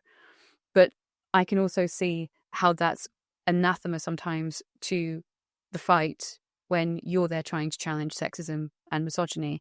So I can understand totally the balancing act and why there is some trepidation. But I also think it's really important to ensure women know there are actually good men out there, because the majority of women are heterosexual. If we want to have good relations between the sexes, because I do know some radical feminists who are with a husband, for example, or a male partner. If we want to foster good relations, positive relations, non-oppressive relations between the sexes, that is going to take both sexes to do that. It's actually, I would argue, unfair for the women just to carry all of that labour. So I think it's far more egalitarian for men to be involved in their own way, parallel to the fight. It is, and I always reject the good man label because, like I said before, like I used to watch lots of porn. Like I've not been respectful. I've done things that I wish I hadn't done. And it's one of those things, I think it's a learning curve. And I think what I really want is for men to see that there's other ways of doing things. I mean, we all get taught the same shit, to be fair. And that's why I'm also not really interested in what to talk about somebody like Bonnie Blue or Lily Phillips massively, because like we all get the same lies. So obviously, like women are going to believe it, men are going to believe it. It's common sense to me. So you obviously get women who think that is liberation, just like you will get men who think that's liberation. That's just normal. But I think for me, it's the thing that men in Max can give to other men, saying, yeah, I've been there. Yeah, I've done that. Yeah, no, I reconsidered that because I've come across this thing and actually that makes a whole lot more sense. Why this isn't like a liberation thing, or this isn't like sex positivity. Actually, you will probably find that if you Google it or if you look into it, that's like the opposite of being sex positive. Being violent towards women whilst having sex isn't really positive. Like you might want to rethink that one. So I think that's like the role that we can have, and I think coming from a personal experience, and that's part of the reason why I think the website would be good for men to see sort of other men saying, no, I've had a thought about it, this isn't good, and this is what I did, this is what I noticed, this is why I didn't want to happen anymore, or this is how I didn't want to behave anymore, I stopped, and this is what changed. Yeah, absolutely. I think you're totally right. And without those examples, because at the moment, all we've got are negative examples in the world, predominantly. If you don't have that positive example, men can't learn from it. It's that simple. So I think what you're doing is commendable. So in terms of getting men involved in the fight, though, what's been the hardest part of actually getting the men to step up? I think a lot of the time, the men letting each other get away with stuff is quite a tricky one. Men are sort of quite good at, I guess the phrase, ooh, it was just a joke, when somebody makes a sexist comment, oh, boys will be boys, all that kind of stuff is quite difficult to get through. It kind of ties in what you said earlier about the, oh, you're being such a killjoy. This kind of, oh, you're being too serious kind of, that's quite a big barrier, I often find. And then I think the other thing is as well, because we're talking about quite a few different things that are all interconnected, some men will find that they agree on one thing, but not necessarily the other one. You might get someone who quite happily would maybe say, oh, banning pornography, access to under 18-year-olds is probably a great idea. Who would then say, Marilyn Manson wasn't found guilty, so what's the problem? And it's marrying those together is pretty tricky, because some men will support one and not the other. But then I think the biggest hurdle really is a lot of the time that men really don't have any skin in the game, in a sense. It doesn't really affect us day to day. And I do say this often. At the end of the day, if it doesn't change, I can still go out tonight, 8 p.m., go on a run on my own. I don't need to worry. I just basically don't really need to worry about my safety. It's not something that runs through my head, and I don't think it does for the vast majority of men, even though there might be men who find it reprehensible that there's so much male violence against women and girls.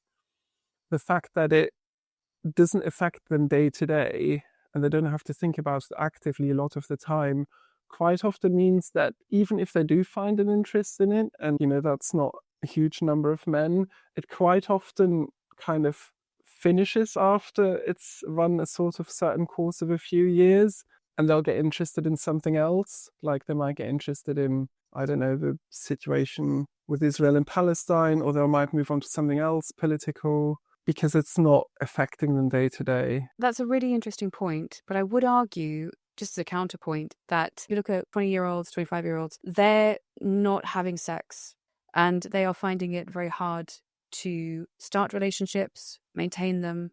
And it's going to be with Gen Alpha even worse because they're just sexting each other and just basically saying pornographic scripts to each other really early on. I would argue it massively affects men now because the ones coming up aren't going to be able to maintain a relationship with women at all. And I think if you can demonstrate that point, that pornography and what it's done to how men view women has caused so much damage between the sexes that they may not even be able to get a girlfriend of their own, then maybe there's a possibility of recruiting some more men to your fight. Yeah, and that's a good point. And I guess that's part of the reason why we are thinking about the website. I guess when I was talking about it, I was more thinking about more general men's violence against women and girls. For instance, when Sarah Everard was murdered, there was quite a huge reaction throughout British society. And things like that will sometimes galvanize men as well. But then over time, that usually quite quickly dies down. Or I was part of a men's group that was like pro-feminist in London back in the day as well. And that kind of had a natural sort of life of maybe 3 or 4 years, and then it kind of died down. So it's hard to maintain, I guess, the men's involvement. I think that's probably the hardest bit. It comes and goes. And that's what I meant more when it comes to particularly like domestic abuse and femicide. And I think it's also reflected in the fact that quite a few of the men that I do know either have personal experiences like myself, where they found that watching pornography has really negatively impacted their intimate relationships with women, or they will be men who very closely know a woman or multiple women who have been affected by men's violence against women. So that's quite often how men come to it as well. It's also a testament to the fact we need to be speaking out more regarding patriarchal harms and pornography's harms, especially because if women are being damaged this much, then I think there needs to be greater campaigns in order to raise awareness so more men will take note. 1 in 3 women have experienced a rape or a sexual assault. And if the fact is that there's not enough men coming to the fight at the moment, I think it means we need to be more open and vocal about the number of women who are actually being assaulted. I think it's probably closer to half who've experienced rape and sexual assault. And I think there's women who just don't talk about it. And so I think, to quote Giselle Pellico, shame must change sides. If we can get rid of the shame around sexual abuse and sexual violence, especially for the women who have suffered it multiple times, then that's going to make it easier for A, them to come out, and B, for men to realize the scope of the problem. It's also up to men like yourself to educate men on the scope of the problem, because I don't think they realize how endemic it is. I also think as well, with societal warping of their belief of what constitutes abuse, and especially in the UK and the US with the perpetuation of rape myths, that's not spoken about either. So we need to talk about the perpetuation of those rape myths and actually what rape actually is versus what they believe it to be, because there's still this trope of, oh, it's just a man in a raincoat in an alley on a dark night and someone unfortunate enough to bump into him. And actually most rapes committed by an intimate partner, someone the woman knows. And I think 99% of all perpetrators of rape, over 99%, are men. So putting this out there and go, look, this is your fight too. If you want to have a better world where the women you love are not going to be at high risk of rape and sexual violence, where they can actually be safe, where they can walk the streets at night, where they're not constantly anxious, then this is your fight too. So roll your sleeves up, pal. Yeah, and I think that the highlighting it is really an important one. Even with all the things that I know, I will still get shocked every once in a while by something that I see, and I think, really? That would have never crossed my mind. You might have seen it. It was in the metro like a couple of months ago, but there was a survey done about like men spitting on female runners. And it just took me by surprise. I know women get catcalled, if that's what you want to call it, but sexually harassed, basically, is what I would call it. I know that I know men will run behind them, too close to them, all this kind of stuff, so followed around. And then I was thinking, spitting, really? What? And it's just every single time I see something like that, it just shows me like how different my experience of the world is just because I happen to be a man. In terms of what else is happening to women, and just women being out, not just runners, in New York, there was a spate of women being punched in the face. And then like the thing that just makes me think, like, where do we even start? We start with your organization. And I think that's the other thing, like when we're talking about like the difficulty with engaging men as well, it's like, and I don't like talking about left and right and all that kind of stuff because it's nonsense. There's idiots on either side, and there's like right-wing lefties and there's left-wing righties, whatever you want to call it. It's not quite that simple as left and right. But I think some of the problem is as well, some of the standpoints we might have are, for instance, a little bit more conservative on the outside, which sometimes means that, unfortunately, again, if men agree with that, then they might have some right-wing conservative views, for want of a better word, that I don't really agree with. So that then makes that problematic. So it's trying to find the right mixture of men as well, because I think that's always important to me. Yeah, and I think as well, it's also important that even if they do have differing views, you can engage them in dialogue under this overarching umbrella of Male Allies Challenging Sexism. And it's about also, at least to my mind, correct me if I'm wrong, it's also about making sure your arguments are watertight. So it's, okay, actually, we've got evidence that this does cause empirical harm, so your free speech argument doesn't actually work here. So what, like, for example, one argument of right-wing guys, especially in the US, is that porn is free speech. When is knocking 7 sorts of shit out of someone, frankly, free speech? You're not speaking, you're committing an act of violence. And that's been the wool pulled over the public's eyes for a long time. So as long as you have the empirical evidence to back it up and the conviction to speak about it, you can get men of all walks of life under this umbrella and actually start talking about stuff and saying, this is why, and this is the evidence for, and this is the reason we are doing. And if you basically get it to the point where it's so watertight that they can't argue back, then they can't tell you that you're wrong. No, that's true. And I think, like, for me, I was thinking about when you're trying to get men to think about being more empathetic, more equal, having better relationships with the girls and women in their life, with themselves, with other men as well. Like, empathy doesn't really skip anyone, does it? At the end of the day, or at least it shouldn't. Oh, it does. But there's some people whose empathy, like, it's just not in the room. Yeah, but I think when it comes to that kind of thing, it's just really important that we got people on board who get it as well on the team, and that's really important for us to make sure that that's okay, because I've seen that being a problem in other areas, and especially when it comes to like sex-based rights or the group of men who will be against violence but then think sex work is work, in inverted commas. It's a difficult mix of guy to find. Yes, and also, but the thing is, part of the work is changing their minds.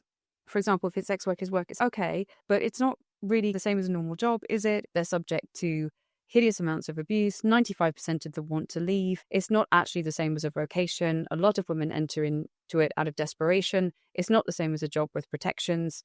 And as a result, you can't really say it's the same as work. It's more like paid rape. So you have to be prepared to argue with them in a robust way, but in a way that's also gives them scope to go, oh, actually, no, I was wrong. Because that's the other thing as well, I think, again, correct me if I'm wrong, but with guys, sometimes there's a kind of machismo where they don't want to admit they're wrong, and they will emotionally prop up arguments they've not reasoned themselves into. And I've seen this a lot. It's like a firewall of pseudo reason that goes up around a person because they're emotionally invested in a belief, especially if they have an emotional tie to porn.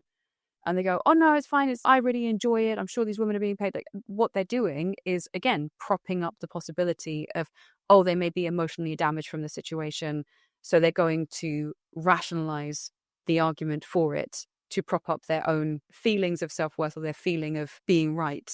And I think so I think sometimes it's about dismantling that with strategic pushback to go, look, we're not going to crucify you for the fact that this is been something you've previously done, with pointing out that this is a problem and that you can act on it now. And I think also there's the sort of, oh, you can't take my porn away from me kind of, but that's like base entitlement that a lot of men have with it as well. It's, oh, but this is, they're doing it like out of their own free will kind of thing, but also I'm entitled to this. And I'm like, so it's like a strange mixture of the two a lot of the time, because that's one of the things that they will come up with often, I think, when you're kind of like going down that route. It's kind of, ooh, what are you going to ban next, FHM? Like that kind of, they always take it down the very puritanical route, which kind of has got quite a lot of overlap with the like, oh, I'm entitled to my bit of this, plus the, oh, you're trying to censor me, limit my free speech and my freedom kind of stuff. And it becomes a whole mishmash of things that wraps them up in this kind of, this is an okay thing that I'm doing. Like, I've got the right. It's like normal human behavior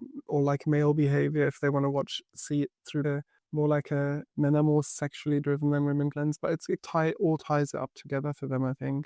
Yeah, I can see that. And that's a really interesting thing as well. The idea of like, oh, don't take my porn away. It's like, well, there was a woman's body involved in that who's probably hurting right now. And then you're then also claiming ownership of basically the digital image of that particular woman or the set of women you're looking at. So you're already claiming a possessiveness. And that's really interesting language. It does harbor and condition, or it does seem to, at least based on the evidence at hand, very possessive and aggressive natures. And this is the thing, just because something is natural doesn't make it right, good, necessary, inevitable, or not subject to change. So we have humans who are sexual creatures, of course we are, otherwise there wouldn't be a long, unbroken lineage from the first single-celled organisms up until the present day, right? Like we've been carrying on for quite a while. So if we weren't sexual, we'd be like pandas. Wouldn't be very many of us. So clearly we have a sex drive, but then it's about how that sex drive is then culturally molded and shaped, and what propensity someone may have for addiction or novelty value. And then looking at these things, and you can say, well, it's okay to have a healthy sex life. What's not okay is finding footage of someone who is clearly being empirically damaged on the internet and you then claiming it's free speech, because it's not free speech, it's an act of violence. So just because something is natural, like I said, it doesn't make it inevitable. So people go, oh, it's inevitable, we're always going to have rape. You could make that argument, but actually rape levels have been rising. So clearly there is a cultural phenomenon at work, or a biocultural phenomenon at work, that's increasing rape. So how do we get it to the point that rape is almost zero? Because I think that is like totally tangible to do. We just need to find a way to do it. And that comes with kind of social shame, stigma. It comes with making sure that the judicial system is working as intended, making sure that people are imprisoned for sexual offences, making sure that women are respected enough so that sexual offences are taken seriously, and all this other work where you can then change the cultural water. So with the argument from nature, yeah, sure, some things are natural, but that also doesn't mean it's good for you. Like hemlock is natural. That's not good for you. People wouldn't argue the same about murder, would they? It's just, again, Yeah, exactly. Oh, yeah, murder's natural, let's just not bother. Yeah, exactly. And it comes down to the fact that there is sexual gratification for the men involved, because porn, especially and rape as well, it's about power, violence, and control. And there's a very interesting related study that you may want to look at / publication, which was called Hooked Up and Tied Down, the Neurobiological Consequences of Sadomasochism, because porn is becoming increasingly sadomasochistic. And neurons that fire together wire together. It means that the fear neurons and so all of the circuits for fear and sex and violence will then wire together with extensive BDSM practice or watching sadistic content. So you can take someone who's totally neutral, hasn't seen anything like this, gets into it, gets hooked, and then starts engaging in these practices. And that's also evidenced with, I think, Zimbardo's The Lucifer Effect. So you can make good people turn evil with an abdication of responsibility and introduction to bad content. That's happened with Abu Ghraib. We have all of this information. We know it happens. We know that you can change human behavior, and people still don't want to do it because they're like, wow, I want my porn. I'm like, oh, come on. Yeah, and it's totally bizarre how that is like one of the things that just apparently like defies all other reasoning, that goes on a completely different track, isn't it? You're just okay. There are other ones, obviously, but it's, hold on. So somebody's, like, the description for this film, pornography, is like highly indicative of racism, sexism, like physical abuse. But then, like, as soon as we're saying, like, I know we're going to do something about that because that's not right, then you all of a sudden start talking about consumer rights, or but I've got a right of access to this because it's free speech. And I was just like, hold on. That just makes no sense whatsoever. And I think that's the frustrating thing, is because, and it's changing, because there was a big review on pornography here in the UK. So the conversation is a little bit changing, but I do think overall the conversations around like how much pornography, prostitution, and sexual exploitation in general kind of features into male violence against women and girls is not happening enough. That's why your organisation is so important, because we need more men talking about it. Where can people find your work? And if men are interested, where can they join the fight? So our website is menchallenging.sexism.org.uk, and you can find all our links to our social media on there. If you're on Twitter, then it's Men v Sexism, because otherwise it's too long. But yeah, just have a look at our website, send us an email. We're always really pleased to hear from people. And, if you want to get involved, just let us know. We're quite simple in terms of how we do things. If somebody's interested in doing a certain thing and it fits with our general ethos, then we just say, go with it. Because at the end of the day, there's so many things to be talking about and so many things to be doing. If somebody's got a passion for something and they want to suggest something or do something, then we're always up for doing and supporting that, because there's a lot of fires to be trying to put out. Yeah, you're absolutely right. And just one comment before we wrap it up there. I know one of the arguments re men being involved is that they don't want to potentially give up power, control, or dominance, because when they give up a position of privilege, it feels like they're being oppressed. But I wouldn't see it as losing status. I would see it as actually gaining joy, empathy, and connection with the women in your life when you're actually able to treat them like human beings. Exactly. And power isn't really that satisfying, is it? I don't think. No, power corrupts, and absolute power corrupts, absolutely. So let's add some more joy in the world rather than more kind of power, greed, and corruption. Yeah. On that note, it's been an absolute pleasure to have you, and all the best with your very important work. Thank you so much, Björn. Yeah, thanks for having me, and thanks for the series. It's been great listening to it. Brilliant. Take care. We hope you found this episode informative. To follow us on social media, click the links in the show notes below. If there is a topic you would like us to cover, you can contact us at redlightexpose.podcast@gmail.com or head on over to our website, redlightexpose.com. There you can also find a donation page if you'd like to support the show. All the hosts at Red Light Expose are volunteers, so we rely on your donations to continue to compensate our survivor guests and cover operative costs. Thank you for listening. We hope you tune in next time.